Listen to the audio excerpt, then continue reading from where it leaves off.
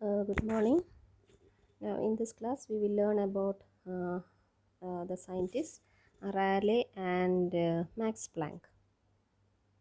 So, uh, Lord Rayleigh is also known by the name John William Strutt, and he is one of the greatest scientists who have contributed a lot in the field of physics, and he has awarded Nobel Prize in Physics in 1904 for his investigations of the densities of some important gases and also for the discovery of the very famous inert gas argon. He also served as the president of Royal Society, and he was also the chancellor of Cambridge University, and he has published nearly 446 research papers covering many areas of physics. And some of his main research areas are in the field of optics and vibrating systems. Later, he has contributed to the sound theory, wave theory, color vision, electrodynamics, electromagnetism, light scattering, hydrodynamics, viscosity, density of gases, capillarity, elasticity, and photography. So, from this, you can understand that he has made a lot of contributions, beginning from acoustics to electricity and finally to optics. Now, about discovery of argon, that was actually an unexpected discovery as far as Rayleigh was considered, and this element was discovered during his attempts to determine the atomic weight of some gases. He observed that when extracted from atmosphere, nitrogen was heavier than nitrogen obtained by the decomposition of ammonia. So he suspected that is, he guessed that nitrogen obtained from air contained an impurity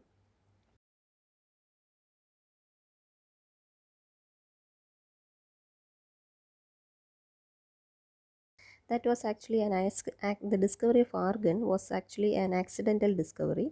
That is, while he was making measurements on the atomic weight of gases, he understood that when extracted nitrogen from atmosphere, he found out that it contained some impurity.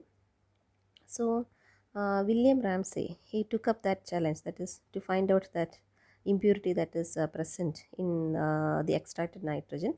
So, he, knowing that nitrogen could be removed from air by passing it over heated magnesium, he was able to isolate a pure sample of the material, and that was the cause of Raleigh's difficulties. Also, from the emission spectra, he found out the new species, and he gave the name as argon, which is derived from the Greek word argos, meaning inert. So, both William Ramsay and Rayleigh published a joint paper on this discovery of this new element, that is inert gas argon, in 1895, and he found out that its atomic weight was 40 and its properties did not actually fit into the periodic table at that time. Later, they went to discover many other inert gases like helium, neon, krypton, xenon, and radon, and they both of them were honored for this work with the Nobel Prize in 1904, and uh, that was the greatest award that Rayleigh has received. Then he has another one contribution is Rayleigh scattering and dimensional analysis. He published a paper in which he has used some dimensional analysis just to show that intensity of light in the sky, if scattered from particles, must be smaller than the wavelength of incident light, and they will vary as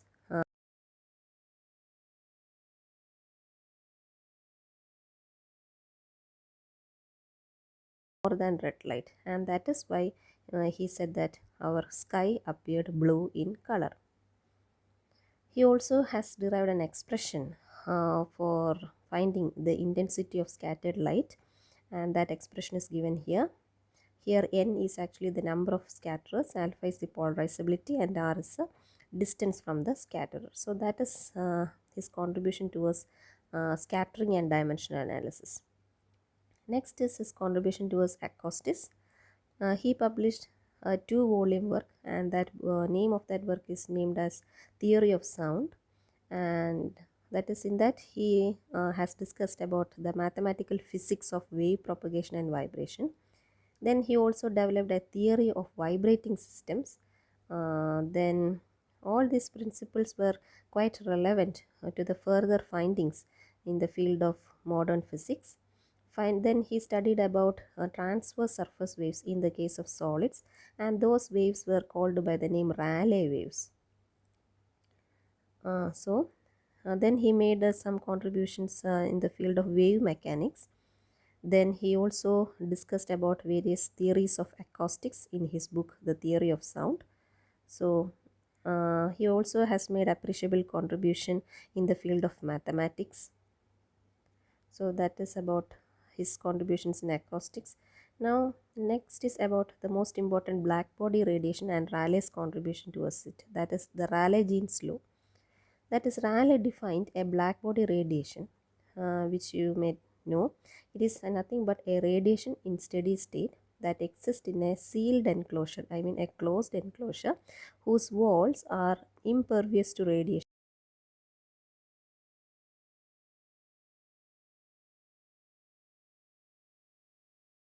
Theory. And he made a few assumptions, and one of the assumption was that standing waves in a cavity will have same energy.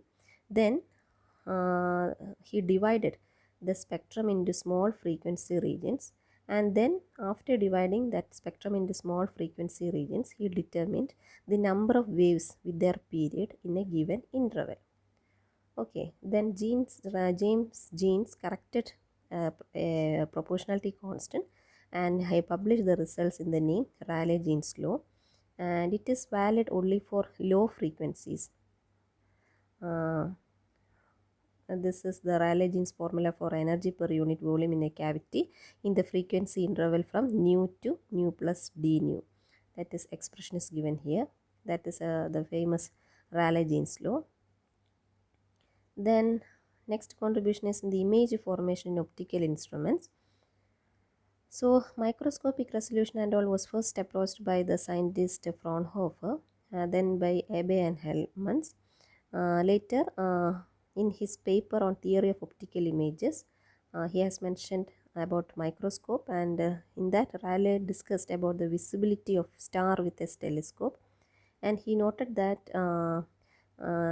lights of stars subsist at no sensible angle. That is, visibility is only a question of brightness, and it has nothing to do with resolution. That is, visibility and resolution are not interconnected. Okay, they have no relation, vivid relations as such. Then resolution is only important when you are trying to distinguish between a double star or details on the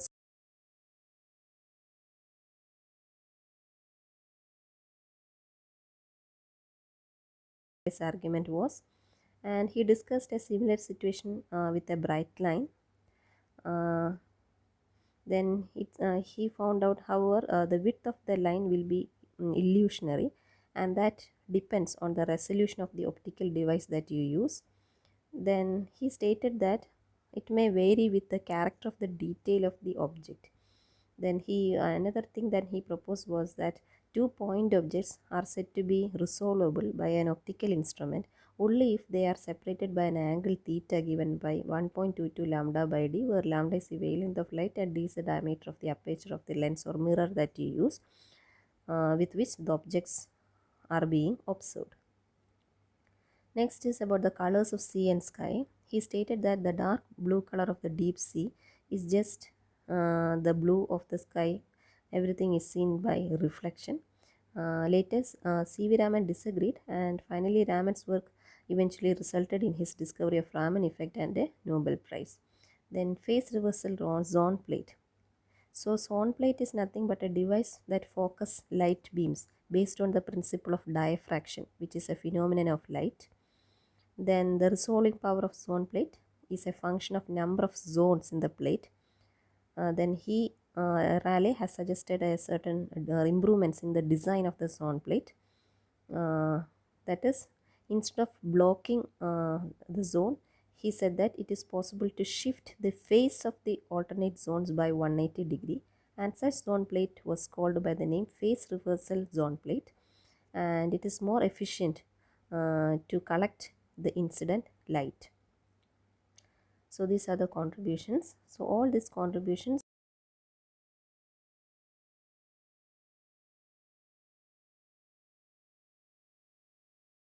Next is about Max Planck. He's a German theoretical physicist who has won a Nobel Prize in physics in 1918. His main works was in quantum theory, and all this are about a brief history of his life. Then about black body radiation. In 1894, Planck turned his attention to study more about the problem of black body radiation, which we already discussed. That is, mm, here William Wien, he proposed the Wien's law, and that was observed only at high frequencies, but it was not applicable at low frequencies. Rayleigh-Jean's law, another approach to the problem, agreed with the experimental result only at low frequencies. That is, Rayleigh-Jean's law was applicable at low frequencies, whereas Wien's law only at high frequencies. But so this actually created a catastrophe known as ultraviolet catastrophe, especially at high frequencies. Now Planck formulated an equation termed as Planck's radiation law, and that equation is given here. So a constant known as Planck constant, H is equal to 6.626 into 10 raised to minus 34 joule per second was introduced, and this equation, that is Planck's equation, were successful in explaining the black body radiation at all frequencies. Okay, that is the significance. Wien's law is applicable only at high frequencies, whereas Rayleigh-Jean's law only at low frequencies. But this Planck's law was applicable to all frequencies, whether it is high or low. That was his contribution.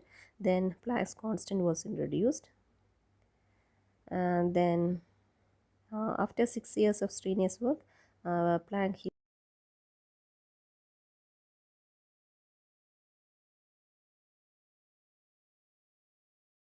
instead, their energies are quantized in terms of nh nu, where n is an integer given by 0, 1, 2, 3.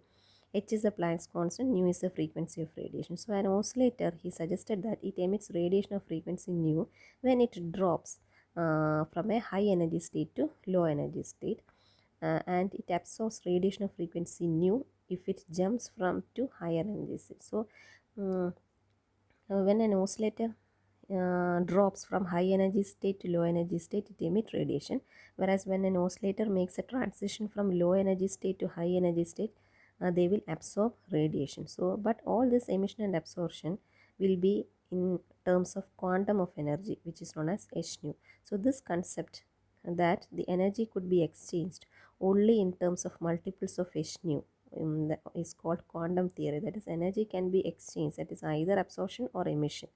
Energy, it can be exchanged either in the form of emission or absorption only in multiples of h nu, or only in terms of quanta. That is the quantum theory proposed by Max Planck. For that, he has received Nobel Prize in 1918, and that was a stepping stone in the field of modern physics. Okay, and then he also has made a few contributions to the photoelectric effect proposed by Einstein. Then as I said, each photon of light has a frequency nu and energy h nu, which is named as Planck's quantum energy. Then he also has worked on the particle properties of light, and then this electromagnetic radiations has got both the properties of wave and as well as particle. That is similar to that of an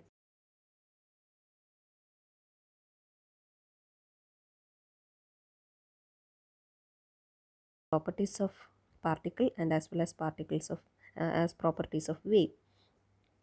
Okay, so that was all about the discoveries of Max Planck. The other the life history and all you can just read through, but when you write for the essay, you can just mention 1 or 2 points about his life, and but you have to give more importance to the contributions that the scientists have made. That is, that paragraph has to be elaborate. Okay, that you have to mention in detail, that is the contributions of the scientist. Okay, so that is enough for today. Thank you.